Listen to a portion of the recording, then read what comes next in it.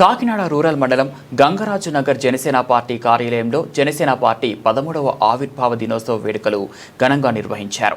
Kakinada rural MLA పంతం నానాజీ ముఖ్య అతిథిగా పాల్గొని పార్టీ జెండాను ఎగురవేశారు.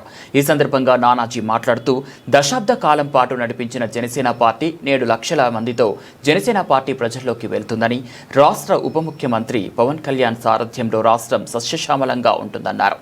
కాకినాడ రూరల్ నియోజకవర్గం అభివృద్ధికి ఇప్పటి వరకు 200 కోట్ల రూపాయలు ఖర్చు పెట్టామని అన్నారు. గత ప్రభుత్వ వైఫల్యాలపై తీవ్రంగా ధ్వజమెత్తారు. గత ప్రభుత్వం 10 లక్షల కోట్ల అప్పులు ఊబిలో నెట్టేశారని విమర్శించారు.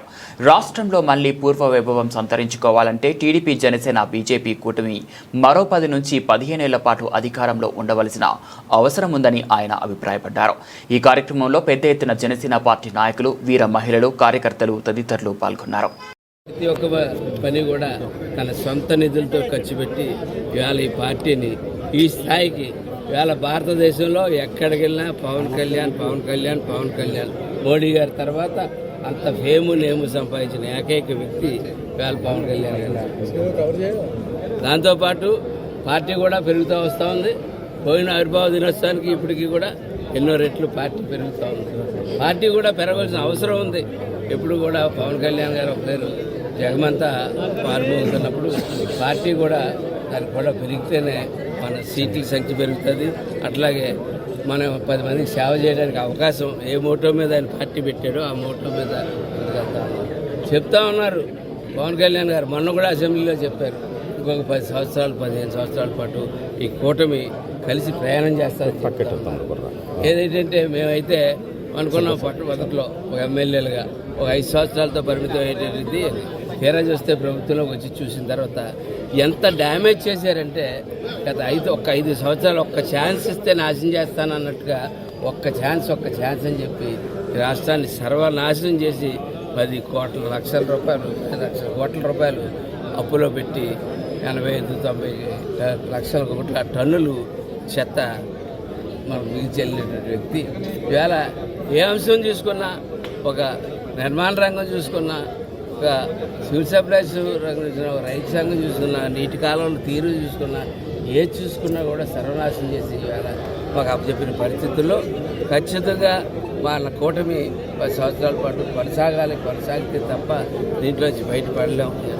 కానీ ఒకటైతే గర్వంగా చెప్పగలుగుతా ఉన్నాం, ఈ రోజు దాకా నిజంగా ఇటువంటి పరిస్థితుల్లో కూడా చెప్పిన సూపర్ 6లో 4 ఇప్పటికి అమలు చేయడం జరిగింది. ఇంకొకటి అమలు చేసి చెప్పనే అనేక రకంగా చేయడం జరిగింది. అలాగే మౌలిక వసతుల్లో నెంబర్ 1 స్థాయిలో ఇవాళ జనసేన పార్టీ ఉంది. అట్లాగే కూటమి కూడా ఉంది. అలాగే ఇవాళ కాకినాడ రూరల్ కూడా నేను ఛాలెంజ్ చేసి చెప్తా ఉన్నాను. ఇవాళ 200 కోట్ల రూపాయలు పై రుచులకు అభివృద్ధి చేసాం. 400 కోట్ల దగ్గర సంక్షేమం పూర్తి చేస్తామని చెప్పి చాలా ఘనంగా చెప్తాను. ఈ వేదిక అయిన తర్వాత మేము చేసినటువంటి అభివృద్ధి చాలా ఆవిష్కరణ చేసి చూపిస్తూ ఉన్నాం. ఛాలెంజ్ చేస్తూ ఉన్నాం. ఆ ఆవిష్కరణ చేసిన తర్వాత ఆ ఛాలెంజ్లో ఏ ఒక్కటి మీద చేయలేకపోయినా ఆల్రెడీ చేసినవి అభివృద్ధి జరుగుతున్నాయి. రేపు ఆల్రెడీ ఎస్టిమేట్స్ పంపి శాంక్షన్ అయినాయి. 3 కలిసి పెట్టడం జరిగింది. ఆ 3లో ఏ చేయకపోయినా సరే ఎవరిని కాకినాడ రూరల్లో ఎవరిని కూడా వచ్చి ఓటు అన్నది అడగనని చెప్పి నేను ఛాలెంజ్ చేసి నేను చెప్తూ అలాగే జన సైనికులకు అందరికీ కూడా చెప్తా ఉన్నాం, మనం రాబోయే లోకల్ బాడీస్ ఎలక్షన్కి ఇది ఈ సభ్యత్వం ఒక సన్నాహం అవుతుందని చెప్పి మేము అందరికీ తెలియజేస్తా ఉన్నాం. ప్రతి గ్రామంలో కూడా మన పట్టు మన విధి తీసుకోవాలి. కూటమి ఉంటుంది, కూటమిగానే ఉంటుంది. కానీ కూటమిలో కూడా మన బలం నిరూపించవలసిన అవసరం ఉంది, అగత్యం ఉంది.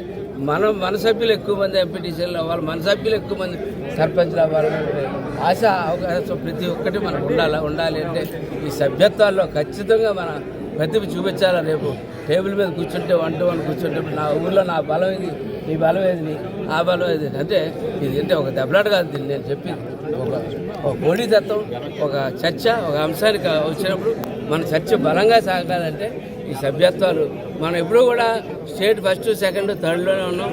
ఇవాళ అదృష్టవాస్తు పవన్ కళ్యాణ్ గారు లెక్కలోకి మనం తీసుకోవాలి. ఎందుకంటే ఆయన స్థాయికి మా స్థాయి తీసేస్తే ఇవాళ 1వ స్థానంలో కనపడతా ఉన్నాం. ఈ 1వ స్థానాన్ని చివరి దాకా 17వ తారీఖు దాకా మీరు నిలబడతారని నిలబెడతారని చెప్పి ఆశిస్తూ సెలవు తీసుకుంటాం.